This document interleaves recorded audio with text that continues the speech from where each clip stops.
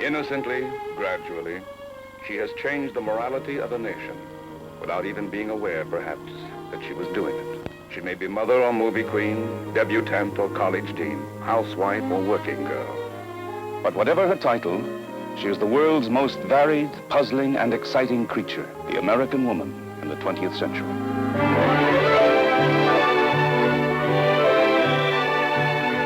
We're doing 100 years best of beauty, the biggest products of the decade. But if we go into the 1900s, makeup was boring. No one was wearing it unless you were an actress or a prostitute. Loose powder was probably the most popular product. There was a product called Bloom of Roses, and this would have been a liquid blush. I've never found it. If I could get my hands on it, I'd feature it here. Long ago, when I myself was no more than a child, we suspected a certain aunt of ours of using rouge, and we stooped around in her room looking for a rouge box or something, and we found finally some red roses, very cheap red roses, in a top bureau drawer. We pinched them and the color came off, and we said, she rouges, and it was wicked. But if the 1900s were a little boring, I thought, let's go back a few centuries earlier. And I'm talking about the 17th and 18th century, because patches were in. A patch known as a mouche, which is also called a fly in French. They would wear these patches all over their face, mostly to cover blemishes from syphilis, but then it just became trendy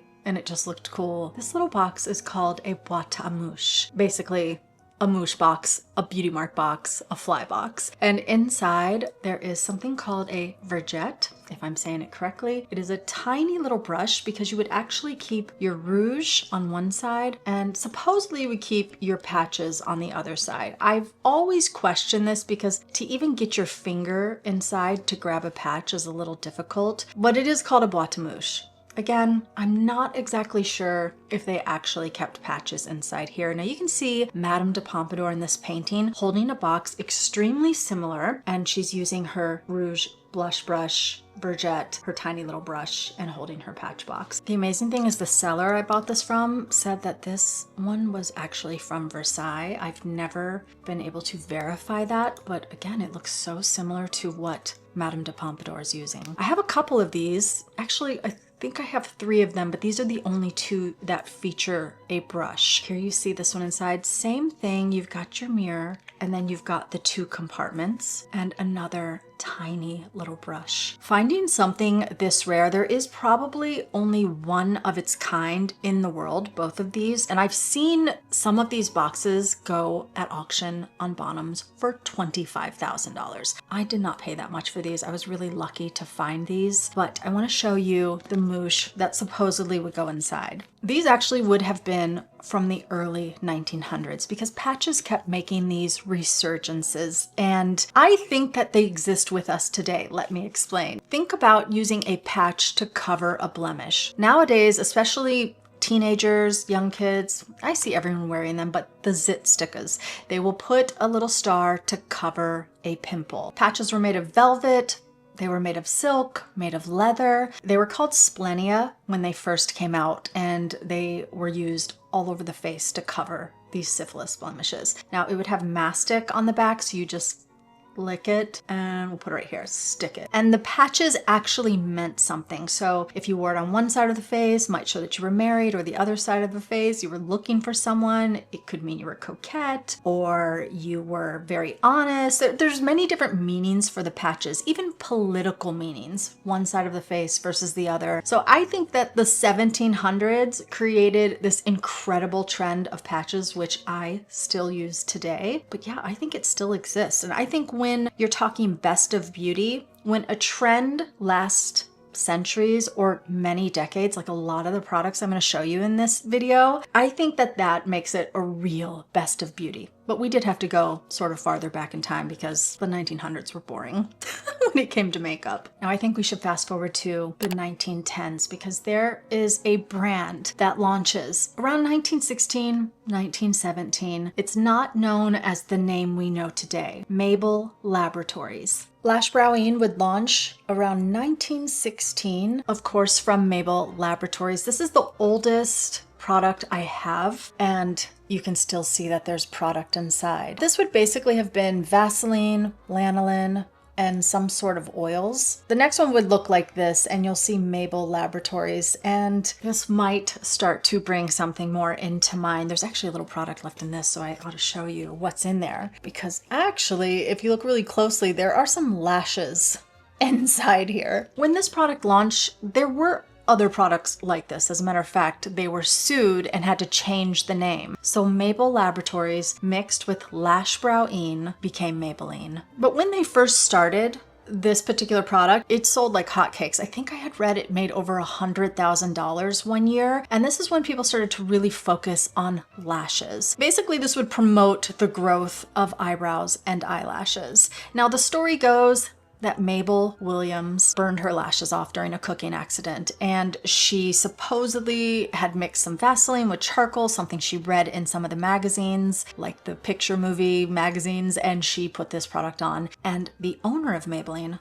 Tom Lyle Williams, his partner, romantic partner, Emery, they decided to start a product that would help the lashes grow because of poor Mabel. Now, I find this story to be kind of ridiculous. First off, Thomas Lyle Williams, Emery were two gay men. They used a product, I think, called Mascaro. Mascaro goes back to the 1890s. I believe it was created by Rimmel, and men would use it in their sideburns, in their mustaches, their eyebrows, just to darken and get rid of any silver gray in the hair. So when they launched the Maybelline Lash Darkener, which I believe also was around 1917, and this gets really big in the 1920s, but I'm just sticking to the 1910s right now. This is what the Maybelline box looked like. This is the very first iteration of something we know today as mascara. Mascara is the masculine version of the word, and mascara would be the feminine version. But inside it looked just like mascara, basically, and this one's actually used. You have your brush, and you would wet it, you would dip into the cake, and you would put it on your lashes. I've read different iterations, but many people called this either a spit black or a spit block because they would spit in it, rub the brush, and put that to the lashes. And I actually did an experiment once, and I tried one side with water and one side with spit, and the spit made the lashes so much thicker. I mean, knowing that it was two gay men that started Maybelline, I really think the story of Mabel is a little silly. I think that they saw the movie stars and they thought, anybody can do this. It just requires a little makeup, and they probably were using it themselves, because if you look at Thomas Lyle Williams, that mustache is very precise. I bet you he used Mascaro. Maybelline would go on to be one of the biggest selling products, not only of the 1910s, but into the 1920s and into the 1970s, and they still exist today. And they did not even create anything other than eye products until the 1970s, when the company was actually sold.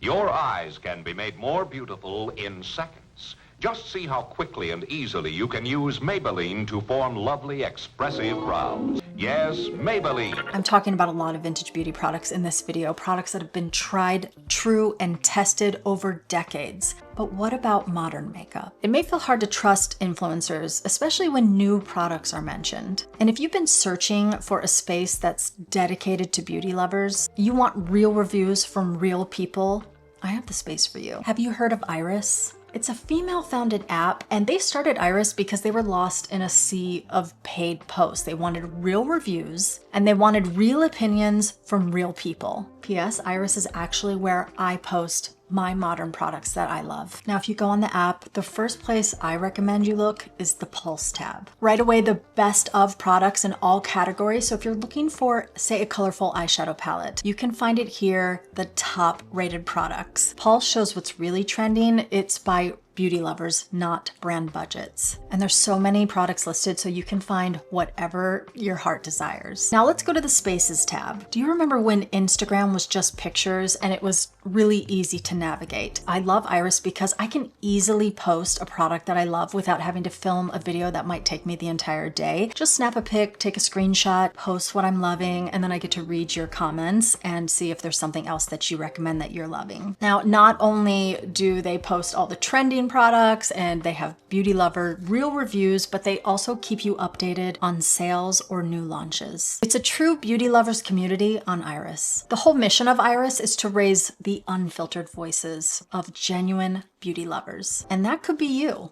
A A platform built on trust with beauty insights and everyday people, not PR. Doesn't that sound nice? Go check out Iris. As I mentioned, I'm over there too, and I'm gonna post all of the products I'm wearing today. Don't worry, they are all modern and they're safe.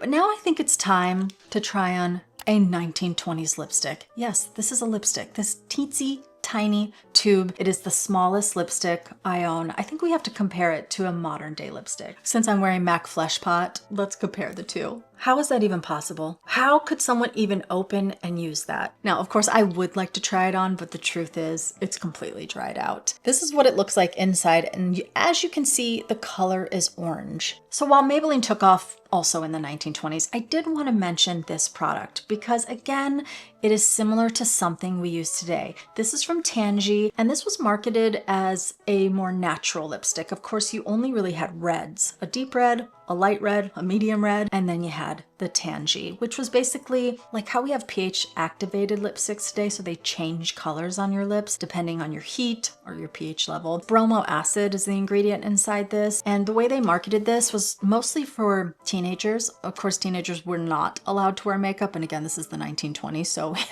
even some old people really frowned upon makeup. It was still not widely accepted, but this lipstick would basically go from an orange tone and turn rosy on the lips. If that sounds familiar, one product I absolutely love is this Dior pH activated color changing lip, and it is a yellow tone. This one is called Citrus. There was another thing that they would do marketing. They would say, if you don't want that painted look, use Tangy. So basically this type of product would turn the lips a rosy soft pink. I don't even know if you're gonna see this. You can so barely see this. It would also stain the lips a very light pink. You can actually still find Tangy today. I think it's the Vermont Country Store. You can buy a large tube of it. I did buy it and it turned my lips completely fuchsia. I can't be sure if the formula is exactly the same, but the smell of it I couldn't take, and I did end up throwing it away. But basically it's like what we have today. You see, it just gives this rosy pinky tone. Thought I'd pull out this Hermes because I really think that it would be more like, this is pink in the tube, but I'm gonna go ahead and swatch it here because I do think the color would have looked maybe even more like this. It's the same thing though, it's the bromo acids, but you see that little soft rosy pink? I think my lights are really washing it out because this would give a little more intensity on the lips. But again, when a product goes into the next century,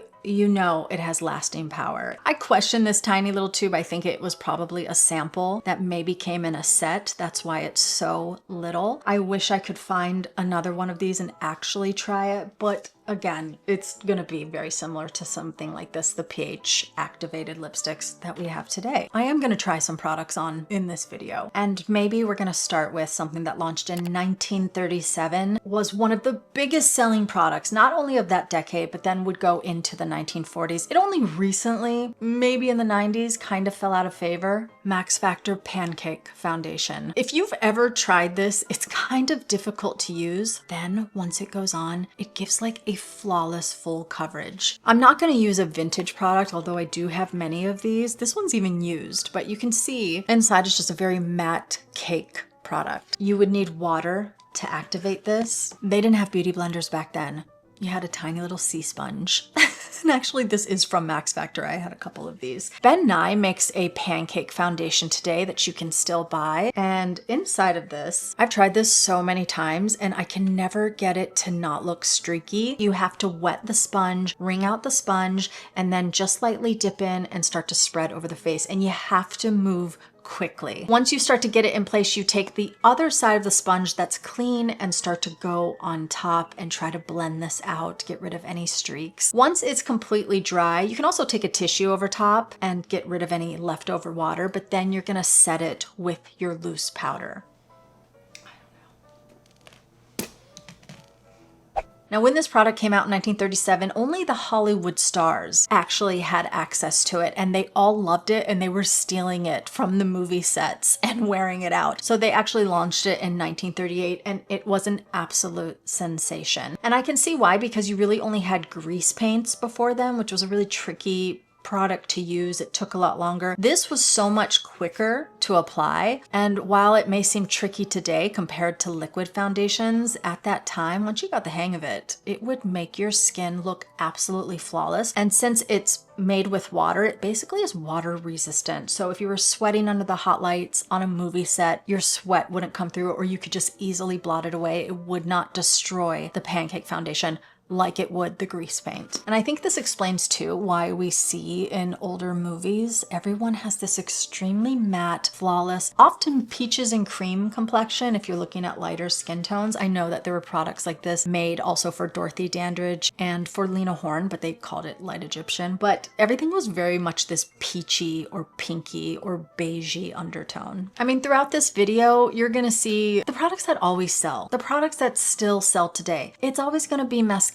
foundations, lipstick, usually a red lipstick, which we'll get to. There are very few times when there's a big trend that happens that's reported on a lot. It's mostly marketing and products that people can use every day, like foundation and mascara. Now, if we go into the 1940s, again, it's Max Factor. And this time we have pan stick. I have seen pictures of Marilyn Monroe's vanity, Josephine Baker's vanity. I even own Mae West's pan stick foundation. I think this was not only very popular amongst the movie stars, but also the everyday woman or everyday person who would wear foundation. And it's just because it became even easier than pancake foundation. And this is what it looks like. Obviously, it's just a stick foundation. And I'm including this too, not only because it was such a huge top seller in the 1940s, but because we still use stick foundations today. And it's all thanks to this product. This is vintage. I want to try a little on my hand because I just want to see what the coverage is like. Yeah, I mean, right off the bat, it's so smooth. 2 swipes. If there is a product that you want to try that's very similar to this, and the drag queens love it because it gives great coverage, it looks beautiful on the skin, that is the Kryolan Stick Foundation. Anytime I'm doing like a vintage makeup tutorial, I will often use the Kryolan paint stick. And here's what it looks like. Here is the pan stick on the hand. That is so absolutely stunning. And why does it match my hand perfectly? I'm just gonna try this next to it. Trying it on my hand, the feeling of it, it didn't go on as smooth as this one. God, I want to try it on my face so bad, but I won't. I do have a lot of pan sticks, and this one feels a little more greasy, and this one feels a little more silky. Oh my God, maybe one day I'll try it on. I'm a little scared to try on foundations, vintage foundations, but you know if Marilyn Monroe was using it, this is good stuff. Damn.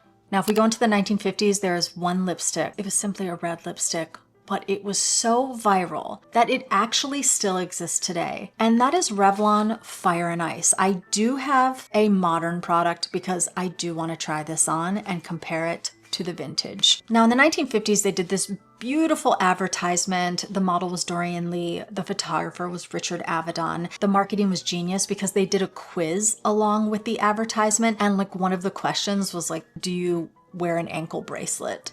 Like that somehow made you a bad girl. It was the quiz and of course them putting a lot of money into marketing because this advertisement was in every window display. It was in every magazine at the time. You saw it throughout Vogue, and it is an absolutely stunning advertisement, and it's very memorable. But even the name Fire and Ice, I have a few of these. I have tried this on before, but they came in refills. I'll show you the color. It is a red lipstick, but the name, of course, Fire and Ice, you can really see it's quite a warm color. When I tried this on in the past, one thing I noticed, it was warm, but almost neutral. And most lipsticks back then were always kind of this cherry red or sort of a pinky undertone, or it would stain the lips pink. And this one really gave a fire sort of warmth to it, and yet neutral. It's a really interesting tone. It's really quite beautiful. The refills could go in a gorgeous tube like this. This was the Revlon Futurama. Refills were quite big in the 1950s, and there were many iterations of this particular tube. The engraved white enamel case is just perfect for any fashion.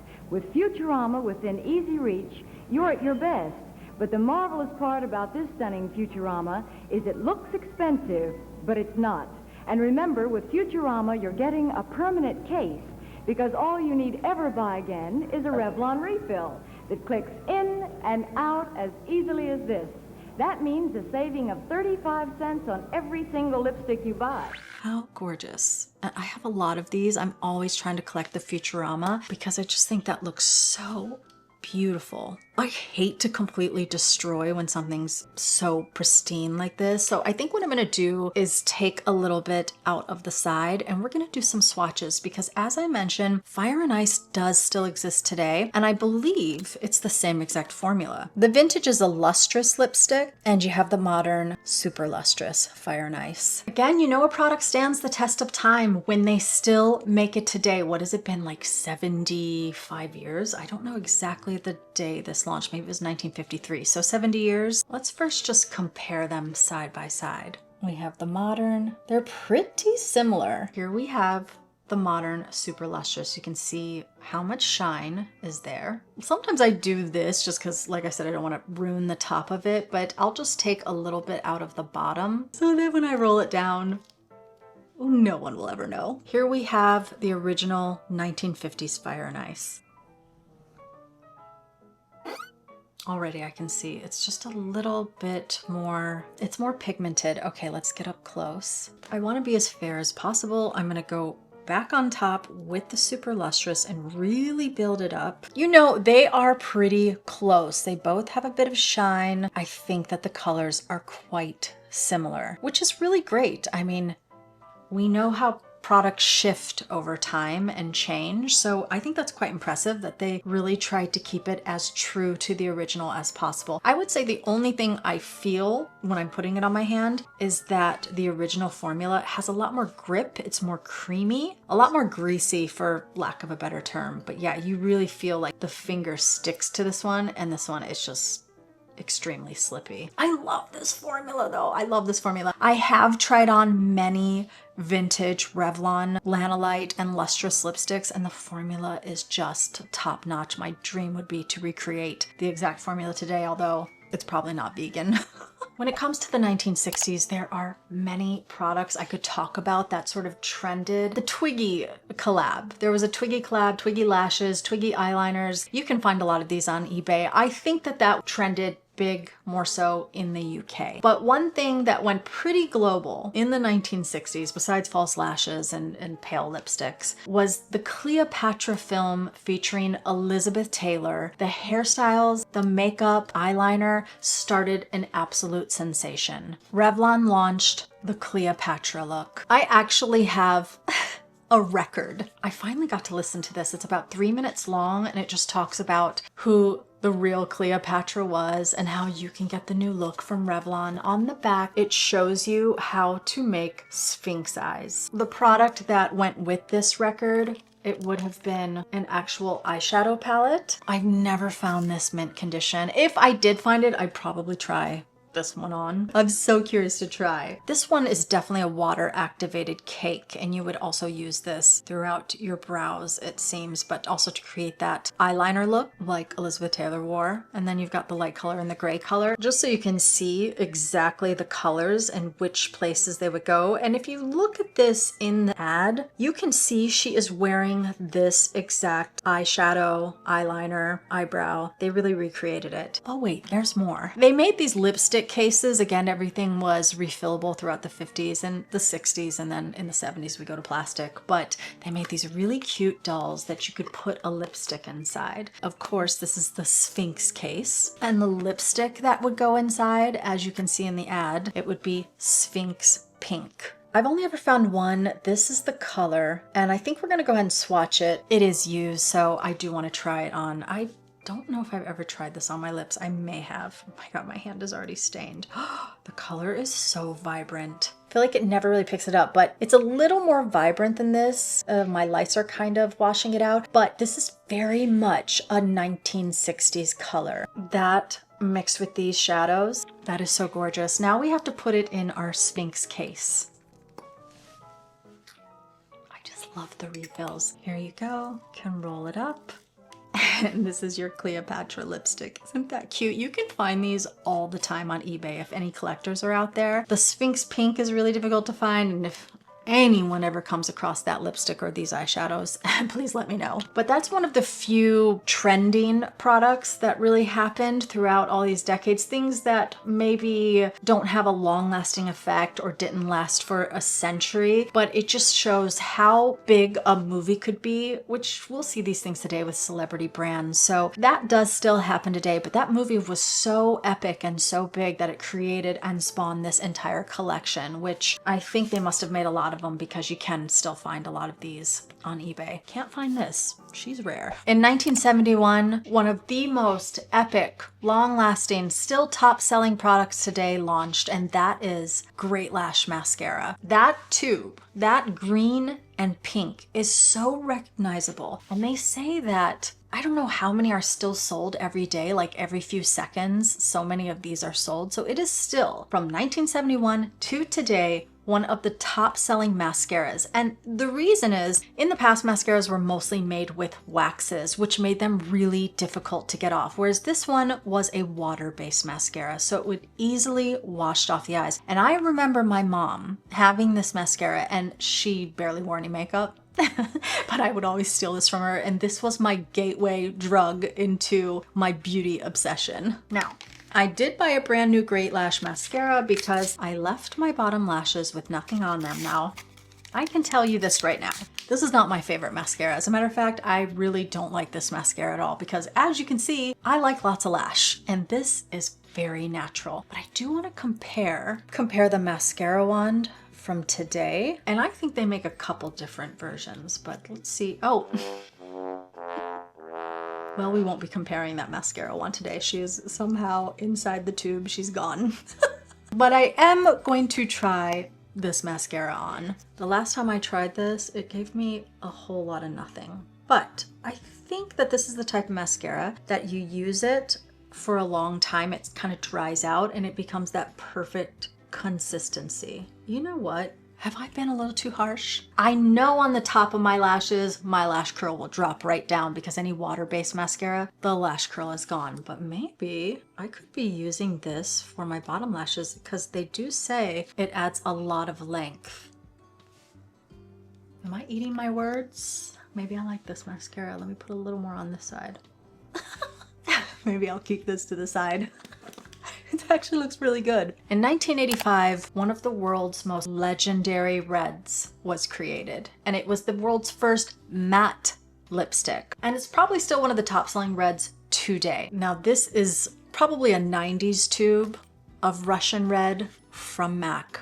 We know it, we love it. It was such an incredible matte lipstick. And Frank Toscan, when he asked the chemist Vic Casale, who we know created all of the original MAC products, he now works for Mob. He used something called, I want to say it's silicone dimethicone. It basically is the silicone that is in breast implants. And he used that for Russian red, and it created one of the most matte, pigmented, beautiful, pure, true reds, so perfect that Madonna wore it on her Blonde Ambition tour. Now that would be 1990, 1991. So Madonna would have made this popular even in the very late 80s and then going into the 90s. I've got to swatch this. It is used. Oh, look at my hand. I have tried this on in a video and it was just such an incredible red. You can see that there's a little tiny touch of shine to it, but anytime you're using a matte lipstick, you layer it on and you're going to take a tissue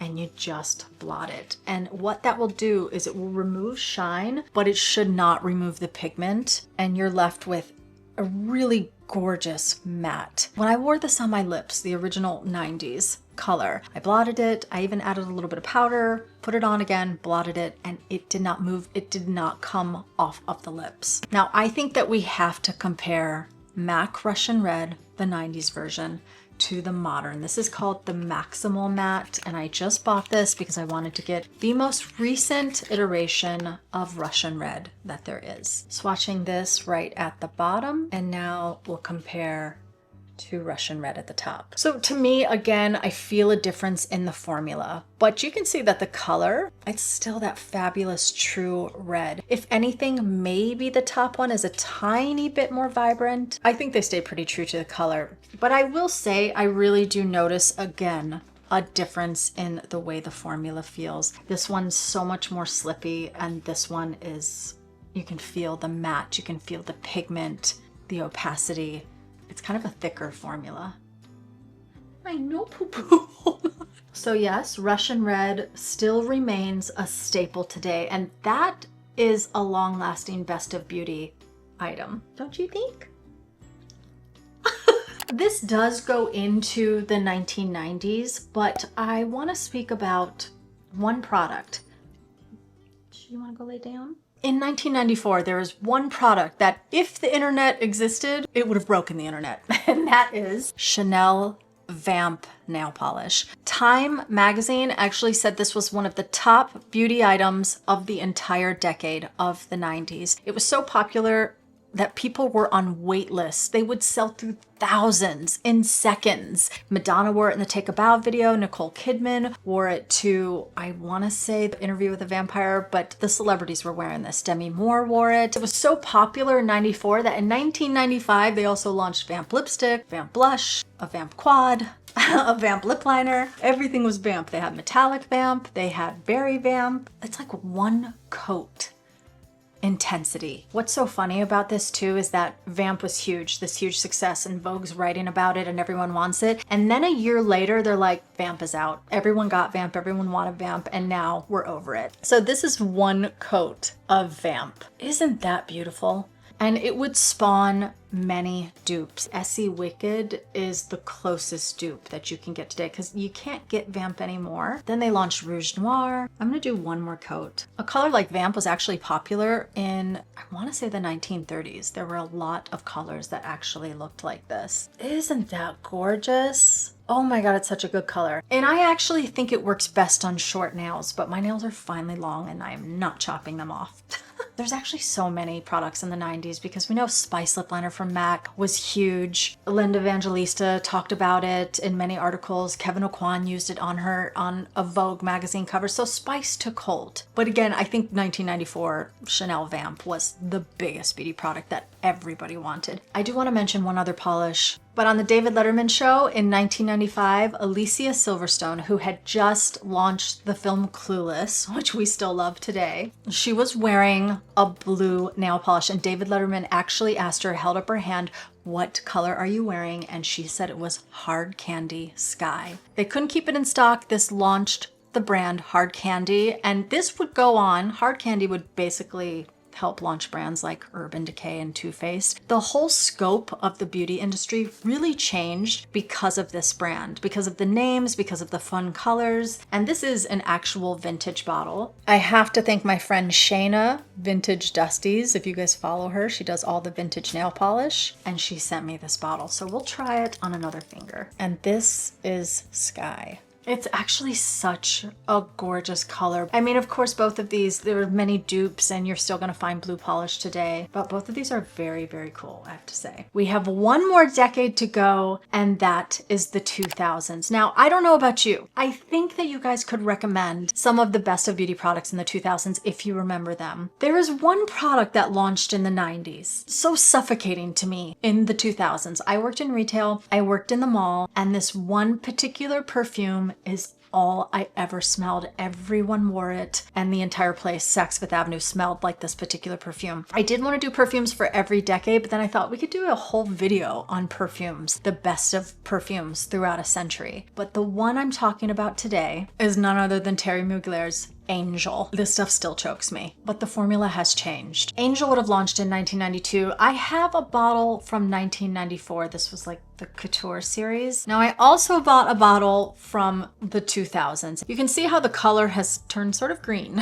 because it would have been blue like this. Another thing to note, as this bottle stands up and this bottle, it has to lay down. But the scent has changed, and that's no surprise because many ingredients either have become banned or synthetic ingredients have replaced them, or sometimes an ingredient is not banned, but you can only use a very small percentage of it, like oak moss, because it could cause a skin allergy. Something in this has changed, but it still does sort of have the DNA of the original Mugler Angel. When I worked in retail, this was all I smelled. It was a beast of all beast mode fragrances. This one is so strong. I can smell it without even opening the bottle. And I'll get close, but this one smells so good. Like maybe back then it choked me, but now maybe my palette has been refined and I don't just wear cupcake fragrances anymore now. Of course, I like a lot of different perfumes. This one would have been sort of cotton candy and patchouli. At that time, a note like patchouli would have troubled me. Now I love patchouli. And this, the cotton candy patchouli is such a beautiful combination. Even in the 2000s, this one I can still smell very similar to this DNA. Something has changed slightly, and what I get is a touch more citrus. I thought maybe it's possible the top notes have been corrupted. Maybe there was some citrus in this. I've heard it was the very first ever fruit chuli. So it was a brand new fragrance. There was nothing like it before it. This one, first off, is not a beast. This one dissipates very fast. Now, it may be a beast to some people, but if you've smelled the original, you could smell this fragrance in an elevator long after someone had left said elevator. This one kind of dissipates pretty quickly, and I get a lot more citrus. I don't get the strength of the patchouli in this, but it does still smell similar to it. Now, if you've ever wondered how does one find an original bottle, it's the box. There's actually a YouTube video that explains the different boxes, the writing. So you have here the Terry Mugler and then the Angel. Again, another one, you have the Terry Mugler, and it's written in cursive. Now, I'm just gonna compare this box. So you see how the Mugler is now not in this sort of, I don't know if it's cursive, but whatever kind of writing it is. Now you can see too, even the Angel got smaller, but you can really see the difference in the box. So that will tell you right away if you have a vintage formula. While I do understand that this was launched in the 90s and I know it was popular in the 90s, it was just my memory of the 2000s. I really do love the original scent. It's so much more cotton candy, which kind of surprises me. Like, people love gourmands, so I'm surprised why this got so citrusy. Where is the cotton candy? I don't know. But yeah, not a huge fan of the new one, but I have to say, I do love the original Angel. I think that's everything. I think I got through it all. Any best of beauty products through any decade that I might have missed, something even maybe that you love, that you know was popular, tell me down below. Of course, if it's something that I don't own, I'm gonna try to find it because I love collecting vintage makeup, and especially best of beauty products, because if it was trending then, it may still be available today. Now, before the video ends, I just want to give one little personal note here. I'm actually in the process of moving, and it's been a lot of packing.